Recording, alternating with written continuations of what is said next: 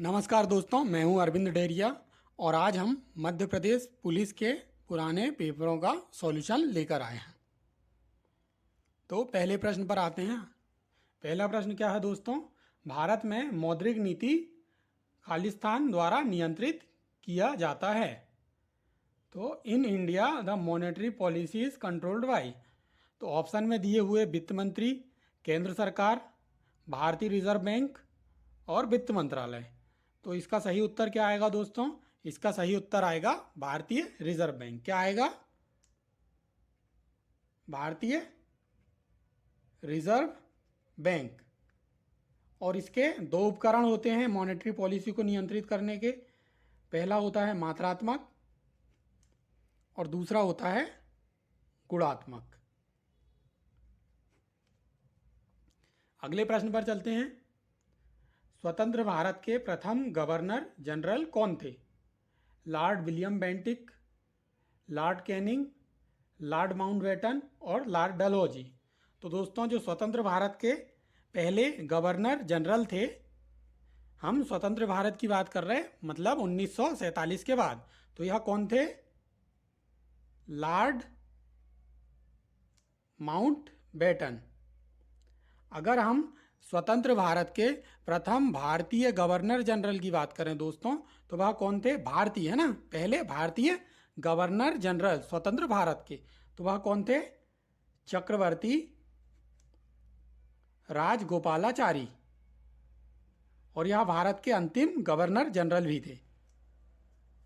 अब governor general के इतिहास की अगर हम बात करें तो यह पद पहले क्या था? 1757 में जब प्लासी का युद्ध जीता था अंग्रेज़ों ने, तो बंगाल पर इनका अधिकार हो गया था पूर्ण रूप से। तो बंगाल में इन्होंने एक गवर्नर का पद सृजित किया। ठीक है। और किसको बनाया? रॉबर्ट क्लाइव को। किसको बनाया? रॉबर्ट क्लाइव को। अब क्या हुआ? कुछ वर्षों के बाद परिस्थितियां चेंज हो गई। 1764 में बक्सर के युद्ध में अंग्रेज़ों ने जो है अवध, दिल्ली और बंगाल की जो सम्मिलित सेना थी उसको हरा दिया। तो इनका जो नियंत्रण है बिहार, बंगाल, अवध, इन सब क्षेत्रों में हो गया। तो उन्होंने क्या किया? जो गवर्नर था बंगाल का, उसको अब क्या नाम दे दिया? Governor general. और किसको बनाया यह पहला? वारेन हेस्टिंग्स को। कौन से कानून को के तहत बनाया? 1773 रेगुलेटिंग एक्ट।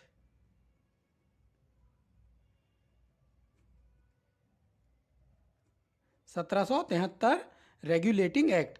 अगर प्रश्न आए कि जो बंगाल का गवर्नर है उसको बंगाल का गवर्नर जनरल किस कानून के तहत बनाया गया, तो 1773 रेगुलेटिंग एक्ट। और किसको बनाया गया पहली बार? वारेन हेस्टिंग्स को। हम और आगे चलते हैं दोस्तों। तो अब अगली डेट है 1833। जो चार्टर अधिनियम था 1833 का, इसमें क्या किया इन्होंने? जो बंगाल का गवर्नर जनरल का पद था उसको अब भारत का गवर्नर जनरल बना दिया। ठीक है, भारत का गवर्नर जनरल। और कौन बने भारत के पहले गवर्नर जनरल? William Bentinck. और यह वही विलियम बेंटिक है जिन्होंने 1829 में कानून बनाकर सती प्रथा का अंत किया था। और आगे बढ़ते हैं तो क्या हुआ? 1857 की जब लड़ाई हुई तो ईस्ट इंडिया कंपनी को समाप्त कर दिया गया। और 1858 में भारत शासन अधिनियम आया, पहला भारत शासन अधिनियम। उसके तहत जो भारत का गवर्नर जनरल था दोस्तों, उसको क्या कर दिया इन्होंने? भारत का वायसराय। भारत का वायसराय। और किसको बनाया गया? Lord Canning. भारत के पहले वायसराय कौन थे दोस्तों? Lord Canning. ठीक है। अब अगले प्रश्न पर चलते हैं दोस्तों।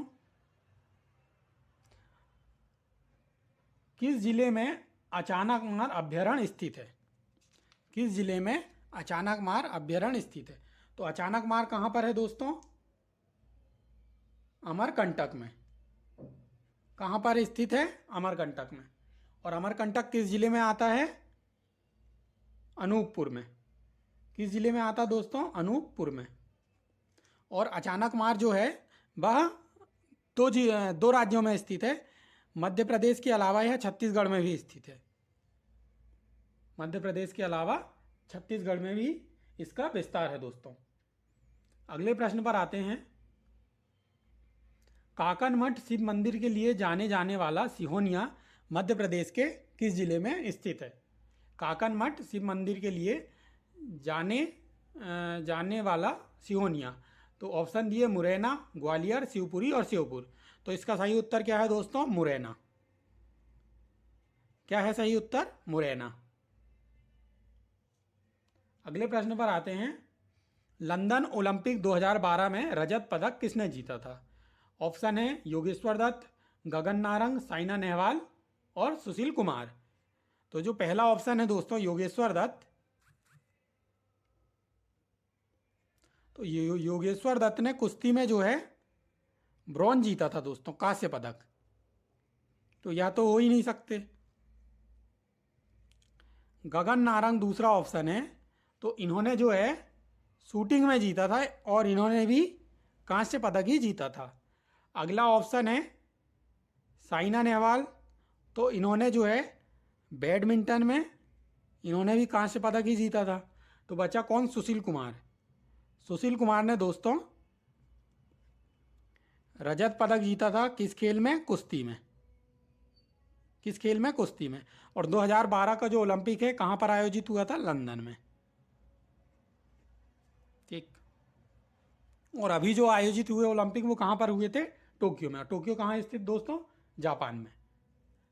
अगले प्रश्न पर आते हैं। रामकृष्ण मिशन किसके द्वारा स्थापित किया गया था? तो ऑप्शन में दिए हुए हैं स्वामी विवेकानंद, रामकृष्ण परमहंस, शारदा देवी और महेंद्र नाथ गुप्ता। तो इसका सही उत्तर क्या है दोस्तों? स्वामी विवेकानंद। और कब की थी इन्होंने इसकी स्थापना? 1 मई 1897 को। कब की दोस्तों? 1 मई 1897 को।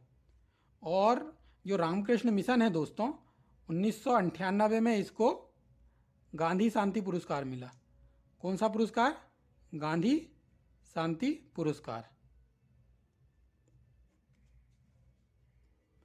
अगले प्रश्न पर आते हैं। भारतीय संविधान की प्रस्तावना में आखिरी बार कब संशोधन हुआ? ऑप्शन है 2013, 1976, 1982, 1991। तो इसका सही उत्तर है 1976। कब हुआ आखिरी बार? 1976 में। और क्या क्या जोड़ा गया है इसमें दोस्तों? पहले जो था राष्ट्र की एकता था, तो उसको राष्ट्र की एकता और अखंडता कर दिया गया। राष्ट्र की एकता और अखंडता। इसके अलावा समाजवादी जोड़ा गया और पंथ निरपेक्ष। ठीक है। तो और अखंडता, समाजवादी और पंथ निरपेक्ष। अगले प्रश्न पर आते हैं। रविंद्रनाथ टैगोर को नोबेल पुरस्कार मिला था उनके खालिस्तान कार्य के लिए। तो ऑप्शन दिए हुए हैं गीतांजलि, रविंद्र संगीत, गोरा और घरे भेरे। इसका सही उत्तर है दोस्तों गीतांजलि। और कब मिला इनको नोबेल पुरस्कार? 1913 में। यह भारत के प्रथम नोबेल पुरस्कार विजेता थे दोस्तों। भारत के पहले नोबेल पुरस्कार विजेता। अब इनको जो उपाधियां दी गई थी रविंद्रनाथ टैगोर को, तो पहली उपाधि थी गुरुदेव की, जो किसने दी थी? महात्मा गांधी जी ने दी थी गुरुदेव की। इसके अलावा इन्हें कवि गुरु भी कहा जाता था दोस्तों और विश्व गुरु भी।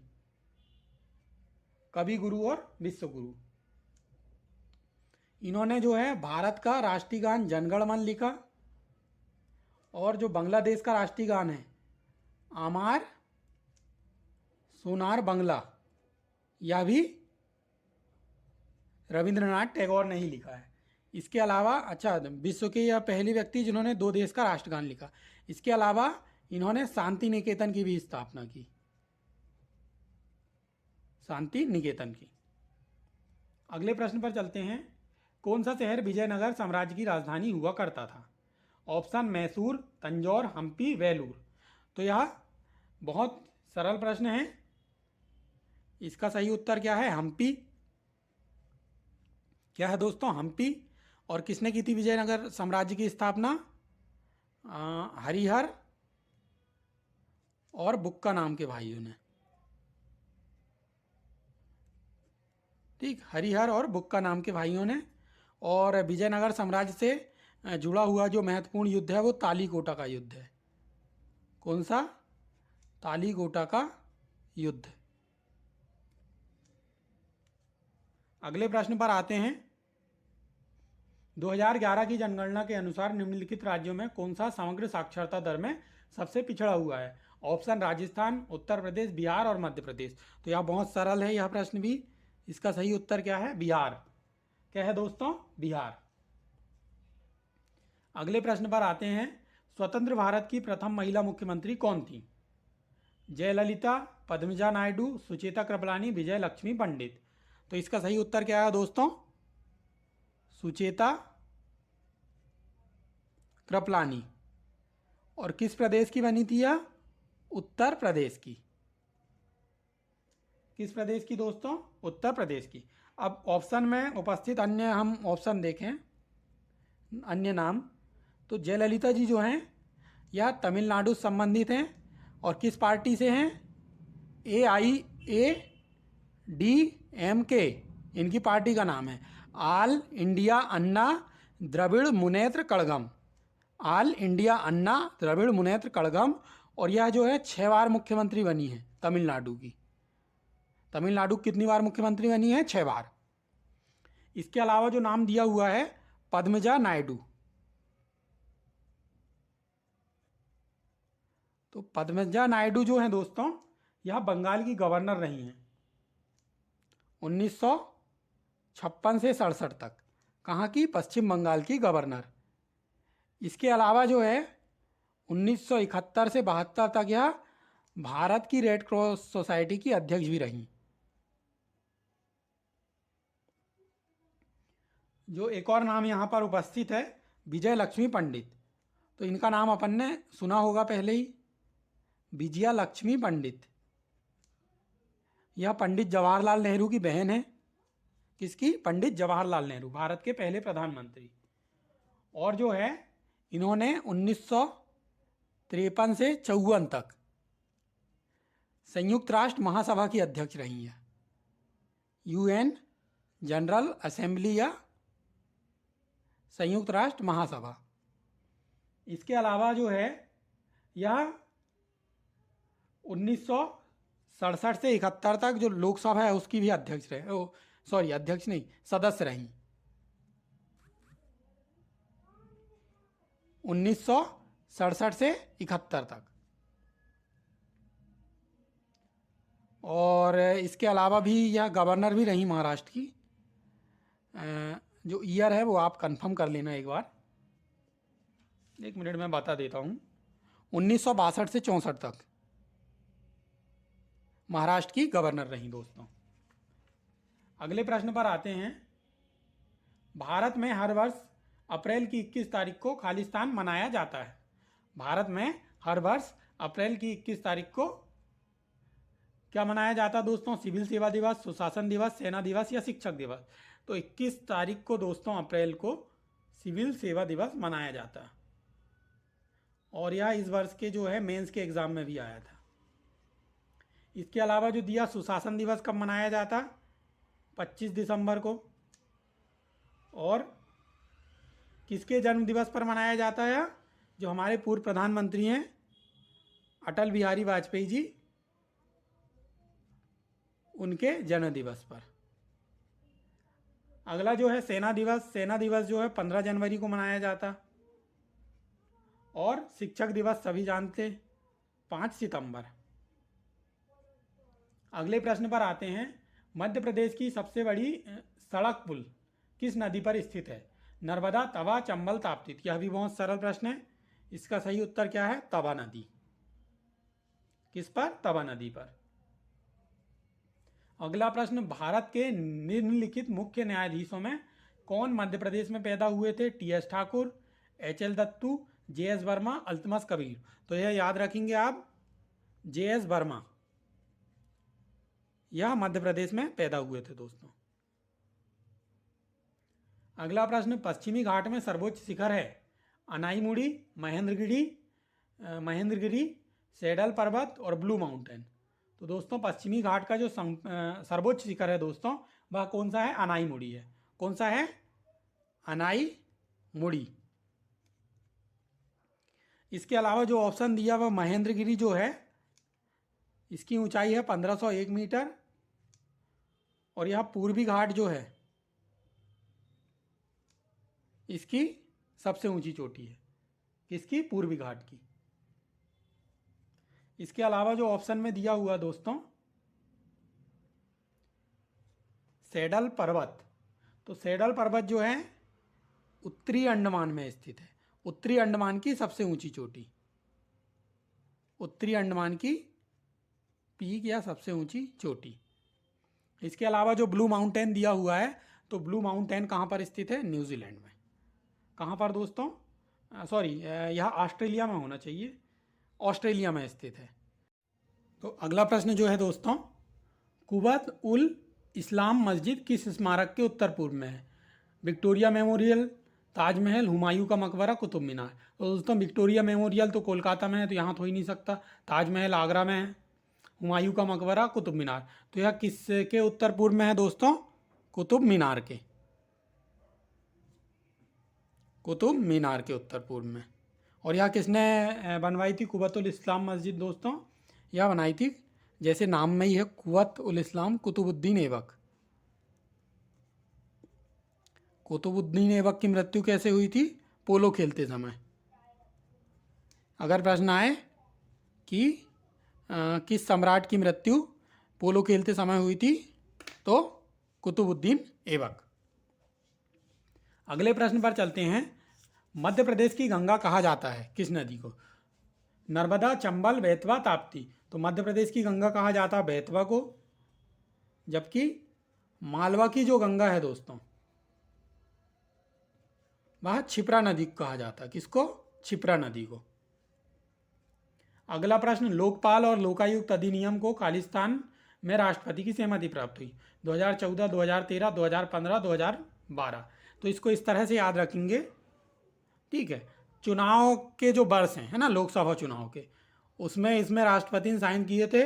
और लोकायुक्त की, पहले जो लोकायुक्त थे उनकी स्थापना भी है, लोकपाल, पहले लोकपाल, उनकी भी 2019 में हुई। और यह भी किसका वर्ष था? चुनाव का वर्ष था, लोकसभा चुनाव का। अच्छा, इसको प्रेरणा कहाँ पर से मिली दोस्तों? तो प्रेरणा मिली ओमुंडसन से। यह जो स्कैंडिनेवियन कंट्री है, स्वीडन वगैरह, यहाँ पर एक संस्था है ओमुंडसन जो भ्रष्टाचार पर नियंत्रण करती। पहली बार स्वीडन में ही इसकी स्थापना हुई थी। जो स्कैंडिनेवियन कंट्री मतलब स्वीडन, नॉर्वे, ये सब जो हैं स्कैंडिनेवियन देश हैं दोस्तों। अब पहले जो लोकपाल हैं भारत के, वह कौन दोस्तों? पिनाकी चंद्र घोष। कौन है? पिनाकी चंद्र घोष। ठीक। अगले प्रश्न पर आते हैं। पानी में रखा मार्बल बड़ा दिखाई देता है क्योंकि पानी इस रूप में कार्य करता है? तो अवतल लेंस, उत्तल लेंस, आवर्धक लेंस, बी एवं सी दोनों। तो इसका उत्तर आएगा बी एवं सी दोनों दोस्तों। अगले प्रश्न पर, कौन सा वर्णक रक्त में लाल रंग देता है? तो यह बहुत आसान है। कौन देता लाल रंग? हीमोग्लोबिन। ठीक है, कौन देता? हीमोग्लोबिन। जब कांच को रेशम के साथ रगड़ा जाए तब कांच द्वारा अर्जित आवेश सांकेतिक रूप में माना जाएगा? धनात्मक, ऋणात्मक, उदासीन, या तो धनात्मक या ऋणात्मक। तो इसका उत्तर पिछले लेक्चर में भी आया था ऐसा प्रश्न एक, क्या होगा? धनात्मक। क्या आएगा? धनात्मक। तो जैसा हमने बताए थे, अगर कांच, ऊन और फर इनको रगड़ते हैं किसी के साथ भी, तो इनमें आता हमेशा धन आवेश। और रबर, प्लास्टिक, एबोनाइट और रेशम, इनको अगर किसी के साथ भी रगड़ेंगे तो इनमें हमेशा कौन सा आवेश आएगा दोस्तों? ऋण आवेश। तो इसका सही उत्तर क्या है? चूंकि यह कांच को रेशम के साथ रगड़ रहे हैं तो कांच पर कौन सा आवेश आएगा? धन आवेश। और रेशम पर कौन सा आएगा दोस्तों? ऋण आवेश। अगला प्रश्न, निम्नलिखित में से कौन सा कथन सत्य है? दो सर्वांगसम आकृतियां सदैव समरूप होती हैं, दो समरूप आकृतियां सदैव सर्वांगसम होती हैं, कोई दो समकक्ष त्रिभुज सर्वांगसम होते हैं, दो समद्विबाहु त्रिभुज सदैव समरूप होते हैं। तो पहला है दो सर्वांगसम आकृतियां सदैव समरूप होती हैं। सर्वांगसम मतलब जैसे हमारे हाथ बिल्कुल आकार आकृति सब में समान हो तो वो क्या होंगे? सर्वांगसम होंगे। तो और समरूप कैसे? समरूप मतलब आनुपातिक समानता हो जिनमें। कैसी समानता? आनुपातिक। जैसे मान लो यह दो त्रिभुज हैं और यह दोनों समबाहु त्रिभुज 60 अंश 60 अंश 60 अंश, और इसमें भी तीनों कोण 60 अंश के, ये बड़ा छोटा है ये बड़ा है, तब भी यह कैसे होंगे? समरूप। और अगर इनकी भुजाएं भी समान हो जाती, इसकी 6 इसकी 6 इसकी 6 इसकी भी 6 इसकी, तो यह कैसे हो जाएंगे? सर्वांगसम हो जाएंगे।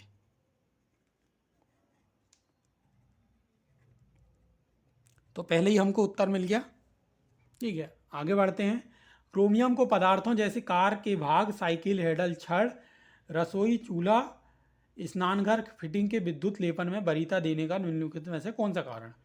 क्रोमियम का रूप चमकदार होता है, तो साइकिल हैंडल में या कार के भाग में हमको चमकदार की दो आवश्यकता है नहीं, तो ये हो ही नहीं सकता। क्रोमियम में संचार नहीं होता। ठीक है, तो इसको हम थोड़ा अभी बेटिंग में रखते हैं। क्रोमियम खरोंचों को रोकती है, तो ये तो नहीं हो सकता। अगला, क्रोमियम लोहे की तुलना में सस्ती धातु है।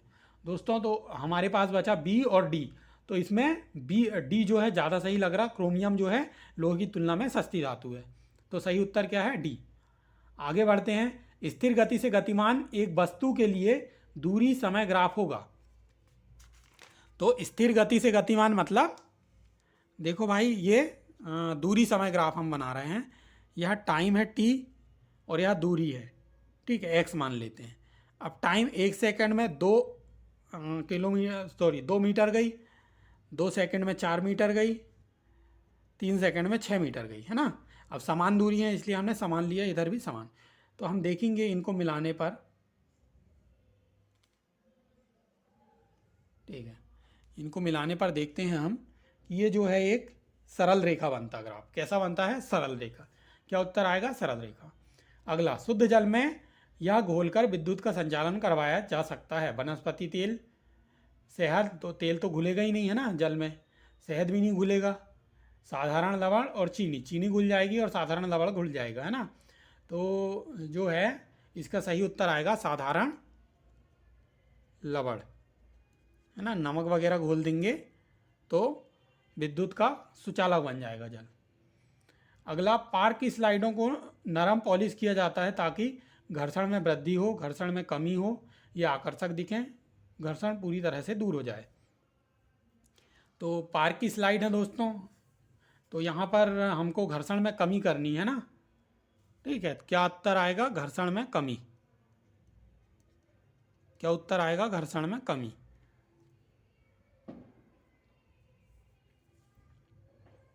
ठीक है, अगला प्रश्न, अचारों को प्लास्टिक के पात्र या कांच की शीशियों में क्यों संग्रह किया जाता है? एल्यूमिनियम, तो देखो एल्यूमिनियम के पात्रों में क्यों नहीं किया जाता? इसका स्पष्ट उत्तर ऑप्शन भी नहीं देखेंगे अपन तो भी चलेगा। जो अचार होता है दोस्तों, वह धातु, अचार में क्या रहता है? एसिड रहता है ना, अम्ल। जो भी खट्टी चीज़ रहती है उनमें अम्ल रहता, और अम्ल जो रहता है धातु से क्या करता है? क्रिया करता है। इसलिए इसको एल्यूमिनियम के पात्रों में नहीं रखा जाता। तो इसमें ऐसा ऑप्शन कौन सा दिया हुआ है?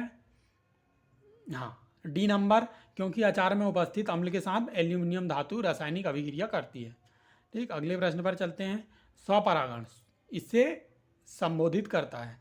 परागकण का परागकोश से अन्य फूलों के अंडाशय में, देखो अन्य दिया हुआ है, अन्य मतलब हो जाएगा पर, स्व मतलब स्वयं में। ठीक है, तो ये तो फर्स्ट तो हो ही नहीं सकता।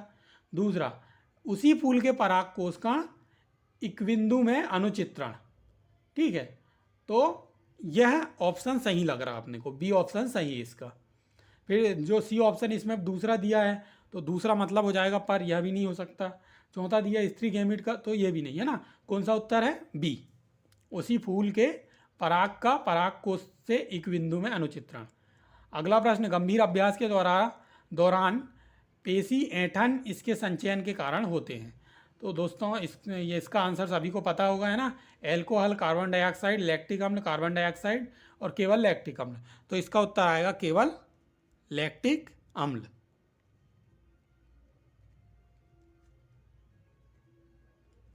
अगला प्रश्न है, दाब की एसआई इकाई है। तो दाब की एसआई इकाई क्या है दोस्तों? दाब की एसआई इकाई है जूल। क्या है? जूल। ठीक है, सॉरी पास्कल होगी दाब की। क्या होगी? पास्कल, है ना। जूल किसकी होती है दोस्तों? ऊर्जा की। क्या होती है जूल? ऊर्जा की। जो अन्य दिया एक और न्यूटन, तो न्यूटन किसकी होती है? बल की। और एक और जो दिया हुआ है किलोग्राम प्रति मीटर की घात 3, तो यह होगी किसकी? देखो यह होनी चाहिए घनत्व की, है ना। क्योंकि घनत्व की परिभाषा क्या है? इकाई आयतन का द्रव्यमान, है ना। इकाई आयतन, आयतन की विमा कितनी होती है? 3 होती है। और इकाई आयतन, यहाँ हम ऊपर किलोग्राम है, नीचे m की घात 3, इस तरह से हम इसको लेंगे, है ना। ठीक, आज के लिए इतना ही। नमस्कार, धन्यवाद।